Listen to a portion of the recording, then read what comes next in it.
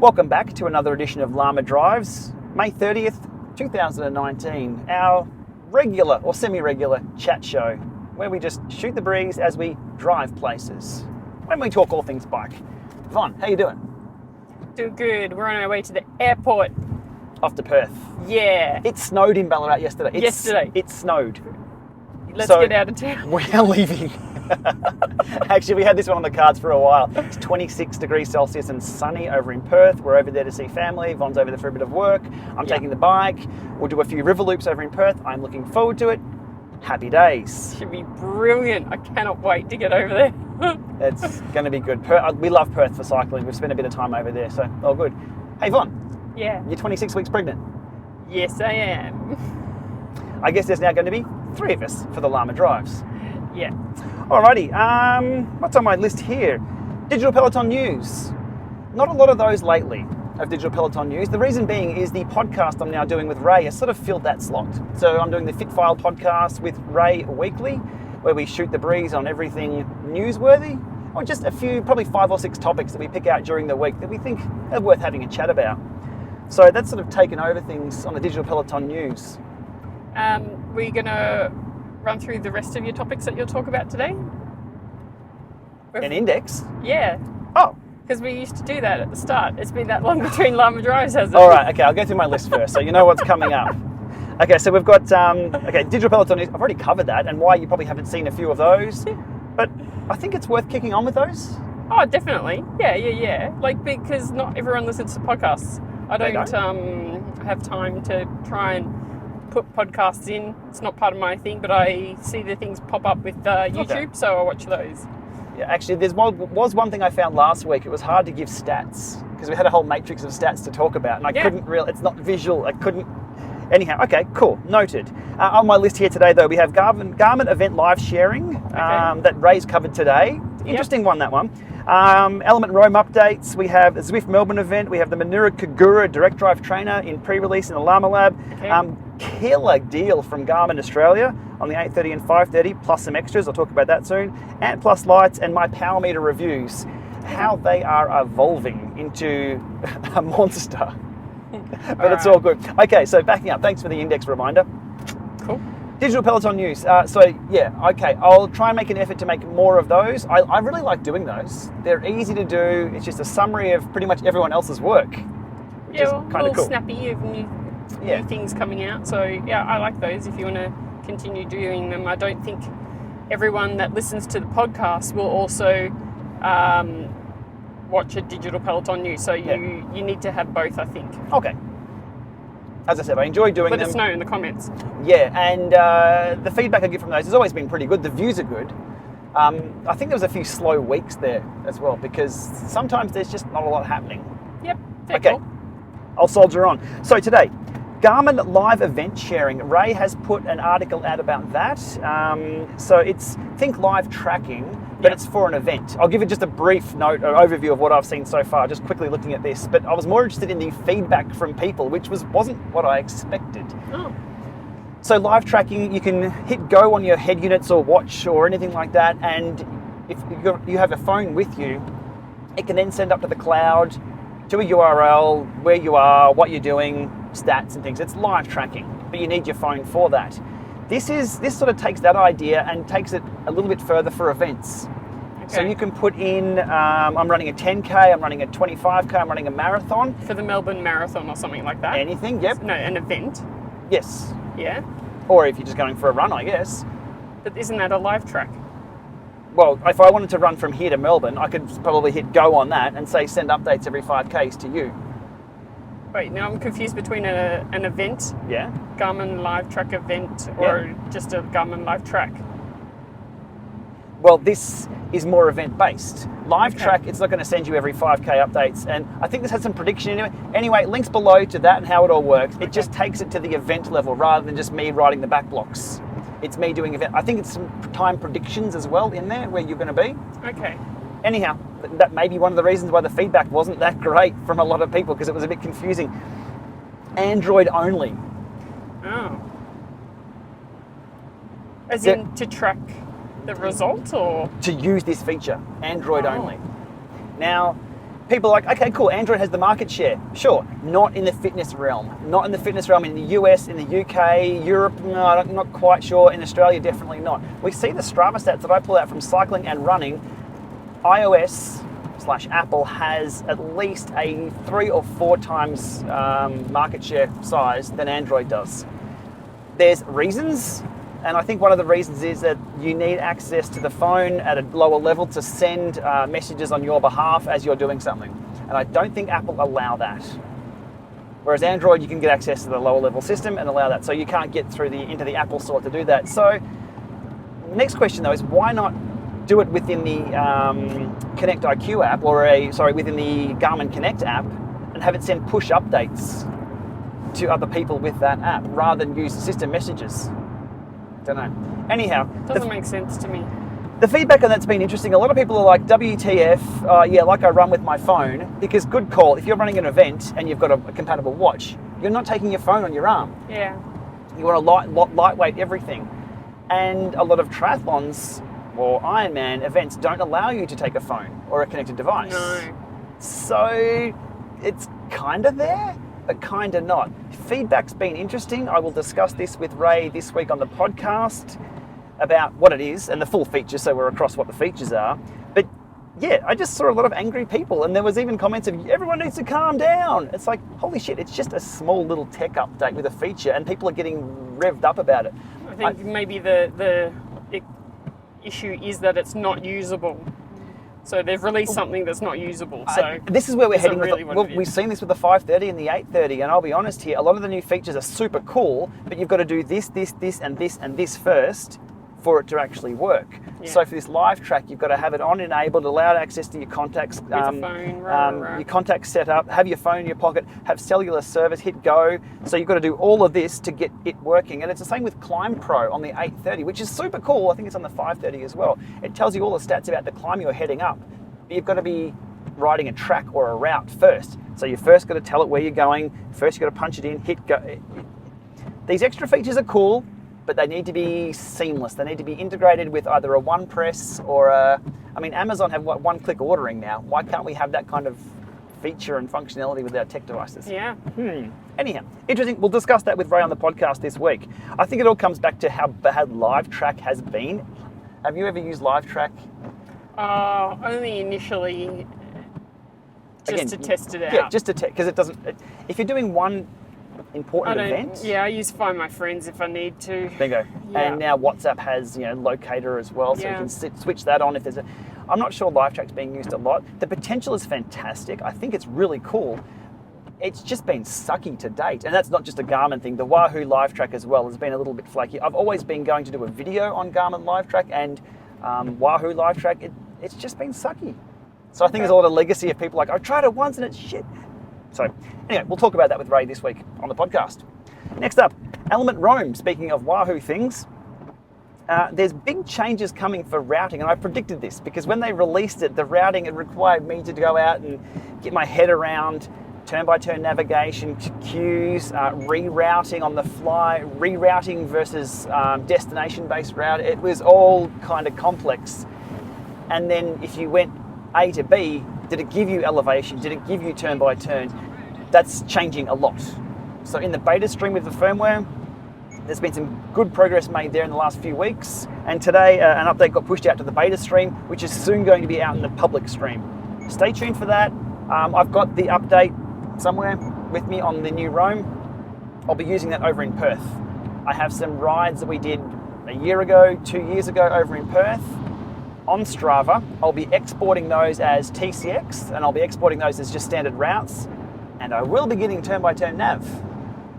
We'll see how it goes. Stay tuned on that. Anyway, that's why initially on the Roam, I'm like, I'm not going to totally dump on this and it not doing everything I want because I know it's coming soon. Soon is sooner.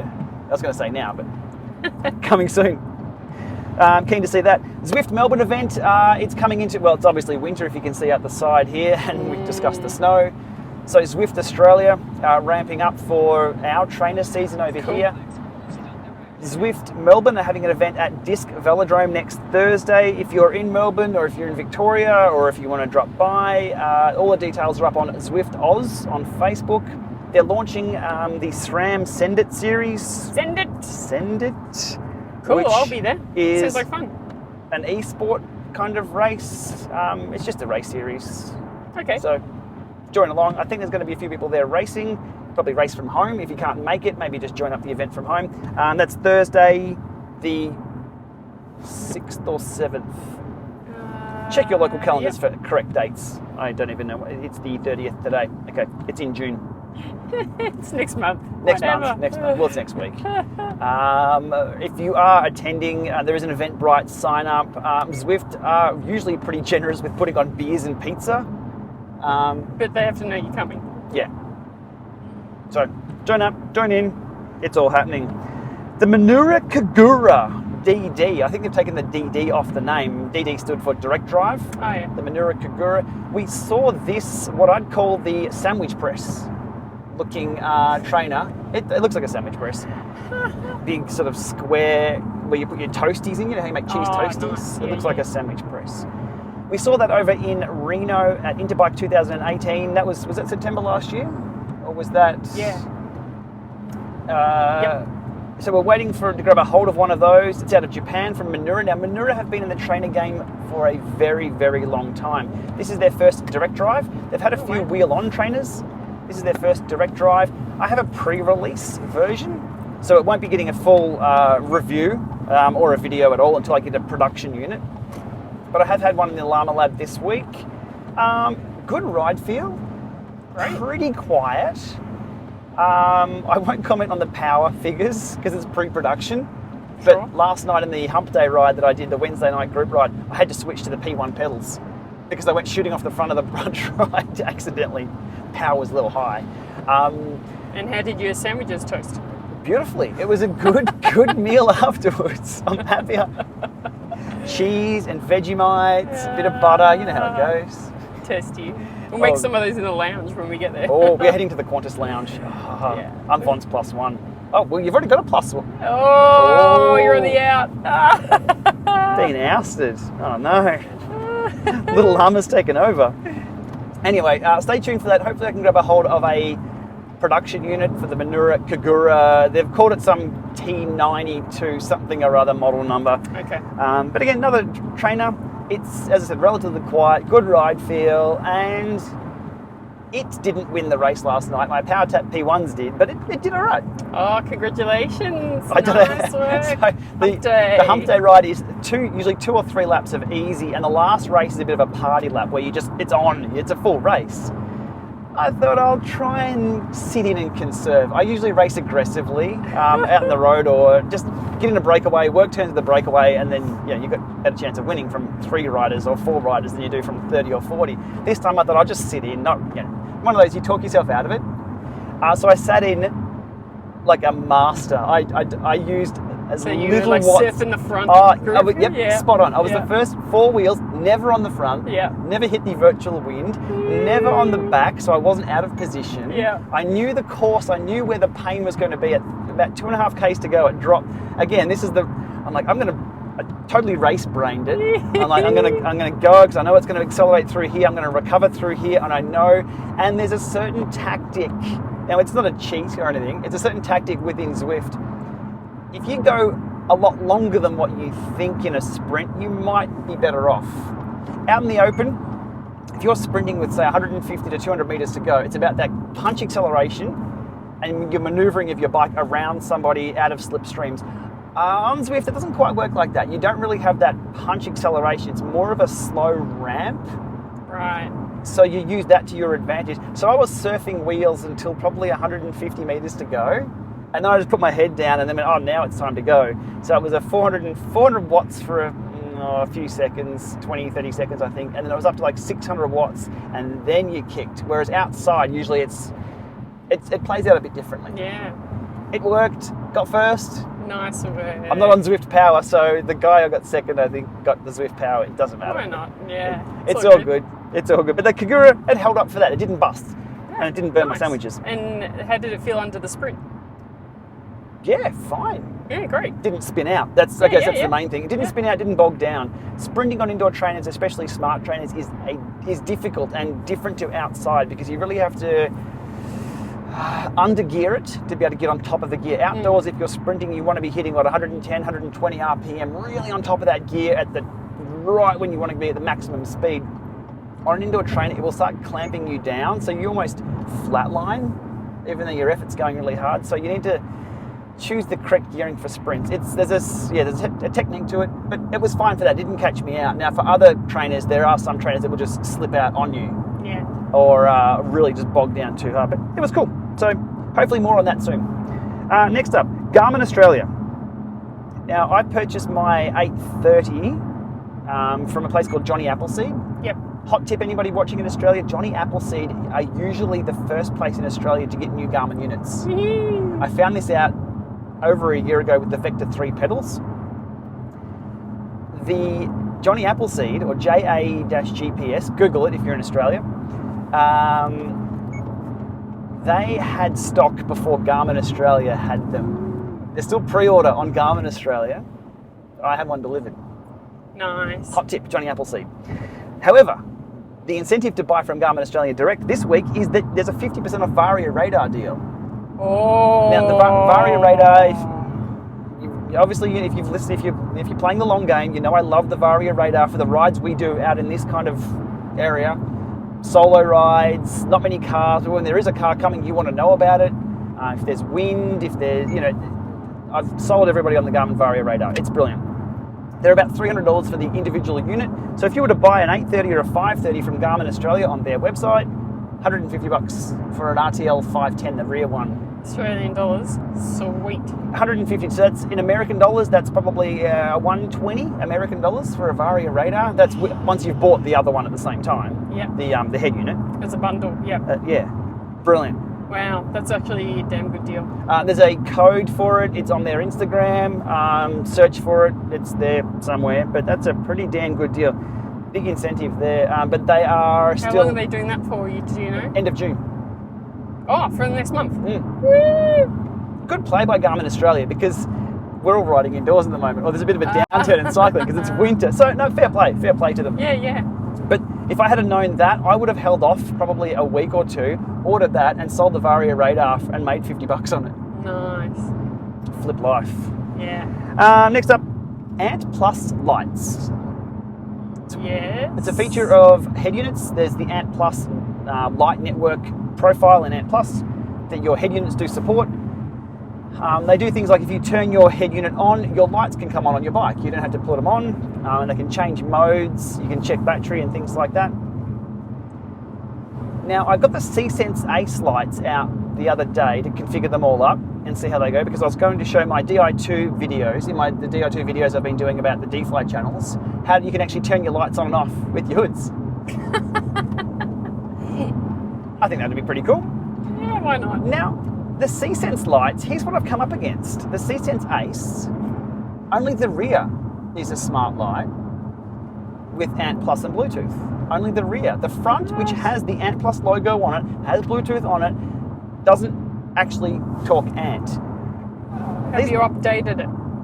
It's fully updated. I've raised a support ticket with See.Sence, and they've come back saying it's a Garmin issue, and they've chosen not to enable Ant Plus on the front light. However, they've still got the Ant Plus. It's a Garmin issue, so they're not going to enable it. Well, what if I don't use a Garmin? These are good questions, Vaughn. Spot on. Sorry, yeah. I'm a bit... No, I'm pretty pissed at this as well, because I've unboxed these thinking, okay, I want to turn lights on, turn lights off, turn lights on, turn lights off. The front one isn't even an Ant Plus light. Sure, there may be some issues there, but on the box, it says it's a... So wait. Is that because it uses whatever head unit you have as the bridge to get to the enablement? So that's your interface. So not your hoods, because your example is I'm going to use my hoods to turn on my lights. Sorry, yeah, that's one step further in the config. Right. No, this is just simply, it will not pair at all. You turn the rear one on and it pairs as a light network and it connects and you can do all certain things with it. You got to add the front, and the front just does not exist. I pulled out the NPE WASP to scan for Ant Plus stuff. It's not broadcasting. Right. It's not anything. It is just a simple press on light. There may be smarts with their app when you connect to their... I'm not sure. Work in progress. I did go and buy the Bontrager lights though. Okay. So just to prove See.Sence not wrong, just to understand their response. I went and purchased some lights, so I've spent over $100 just to be able to reply to a support ticket. So I now have the Bontrager lights. To have working Ant Plus lights, there you go. You've had to purchase a different product. There you go. Yeah. But I also want to help them understand that other products may work as expected. So I'm playing around with that. Funnily enough, yesterday, it was kind of weird. I plugged on the See.Sence rear and put the Bontrager front on, and guess what? It worked. There was some skewiness with it though. The front then, I couldn't double click. I don't know what's going on, but I'm going to try set it up with the Bontragers like Ray has with his review on those. It's the Ion and Flare, I think they are called. They're expensive lights, but I just want to get my head around how they work. But See.Sence, beware of that. One thing that totally gets me, and a lot of the videos that I do are, does it do what they say it does?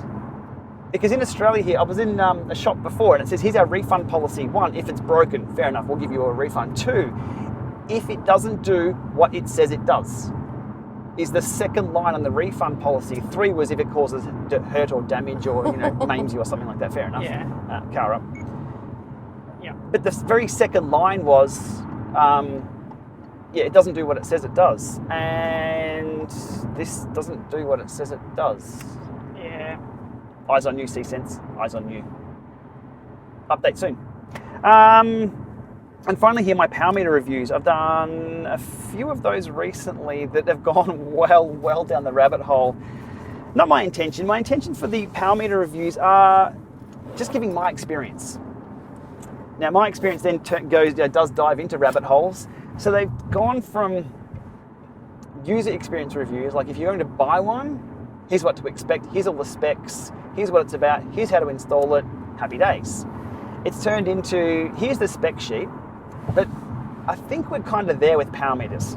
Plus or minus 1 to 2%. We have battery life of over 40 hours, 60 hours of use, either rechargeable or replaceable batteries. We have Bluetooth and Ant Plus. We have waterproof IPX7. You can pretty much cookie cutter any power meter for a bike these days, and that's what you're going to get. That's what you want. But my experience really changes is in the reliability and the data coming from those units. You saw the in-peak power meter be really wonky with calibration and zero offset out in the road. I do have a replacement one of those which appears to be sorted out on the road. Indoors, testing is still pending. We have the stages left-right, again where the right-hand side was doing something funky. Testing pending for that.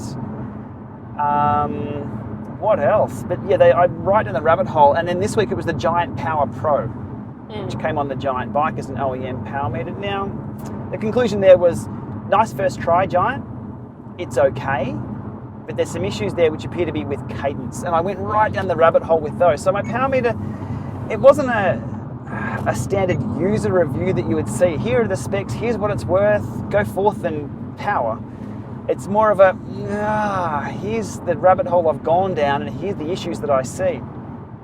Maybe not great for the consumer, maybe not great for the companies either, but for me it's the response of the companies for those videos. A lot of the companies, whatever I put in a video is not new news. There's email chains happening all the time. Sometimes those email chains stagnate, or things are just like, that's just how it is. So I'm like, okay, well then I'll make a video on it.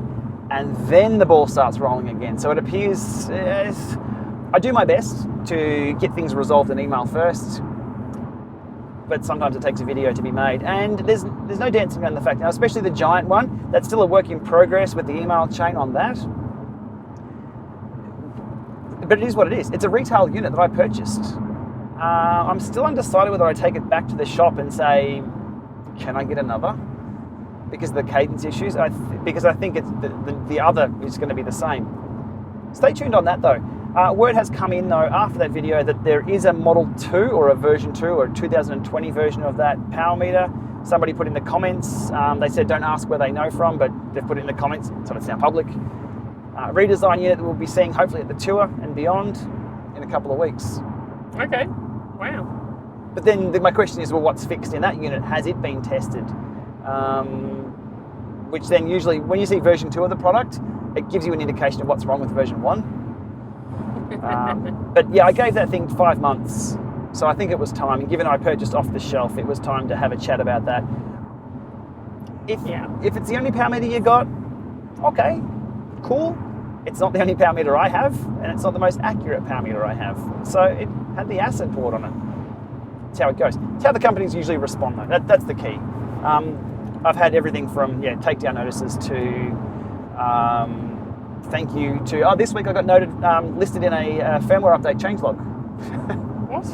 Team ZWatt had put in issue resolved as described by GPLama on YouTube. I was in the firmware changelog, which is a good thing. That's what I'm after. Better products. I'm not out just to crap on a product and have it disappear. I don't really care. I just want a product to work exactly what it says on the box. Absolutely. That's what and if I can contribute to that and be part of a changelog, happy days. Yep. Hopefully we'll see better testing before release in the future. Read the comments of the Giant one. It's pretty good. There's a lot of people in there. And to be honest, I don't set out to be the smartest person. I don't set out to know it all. And people viewing the channel and people commenting have a hell of a lot more experience in certain areas than I do. And I really appreciate those comments. So there's a few comments in there relating to the specifications that Giant put up on their website about salt spray testing and Newton meter testing and force testing and all that. So there's some details in there, but my comment in reply to all those was, first of all, thank you. That explains what was going on, because there were some specs that I had no idea what they were. But also, it comes down to, that's a lot of machine testing. Where's the human testing? Yeah. Because at the end of the day, you can test things through your nose all day long with a machine, but when the unit is designed to be on a bike and people are looking down at the data, one data reads high, one reads low, and then you start diving into one's not quite right and one's a little better. That's what matters, and that's all that matters. It's the user experience. Yeah. Bam. All right, we'll leave it there. Sorry, that was a bit of a rant. Any other topics, Von?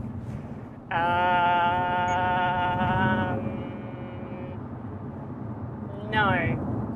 I was going to just think about bike racing in general, and my comment was going to be, well, the Giro's on, and I'm looking forward to the Tour de France. We just haven't been able to watch the Giro. Well, the Giro hasn't been on here in Australia. SBS aren't covering it. 2 years ago, they covered the Giro. Oh, I loved that. That was awesome. A year ago, they didn't. SBS, our national broadcaster, you have to, that's Keep your on that lane. lane. That's your lane. You stay there, we'll stay here. We'll go this way.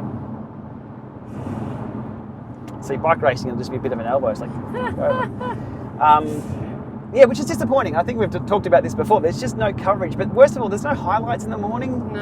On SBS. We missed I all at heard, 5:30 at night. Switch on the telly. Eurosport are doing them, but I haven't even had time to look at their updates. Pay TV or subscription-based television in Australia it's not really a thing. It took a while for them to roll out the infrastructure for it. It's just not a lot of people have Eurosport. It's not the standard television. It's free to air. We've got to get that Chromecast up and running. Yeah, for sure. We Chromecast most things in small windows and then throw them up to the big screen. That helps out when the streams stay online. But yeah, disappointing. But it's been good racing at the Giro. Yeah. We just haven't seen the thing. That's about all the things that I can think of in terms of bike stuff. Cool. All right, we'll leave it there. Thanks for watching. Thanks for coming along to the Lama Drives. First one in a while. We'll be over in Perth 3 or 4 days. Yeah. Enjoy the warm. Yeah, we'll see if we can do some videos from over there. But as always, appreciate everyone's support for listening in, watching in.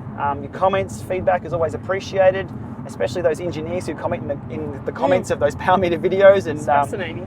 Help me learn more about what I'm looking at and what I'm finding. It's all good. That's all. Say good day below. Let us know where you're from and how the weather is. If you've lasted this long. All right, we'll see you soon.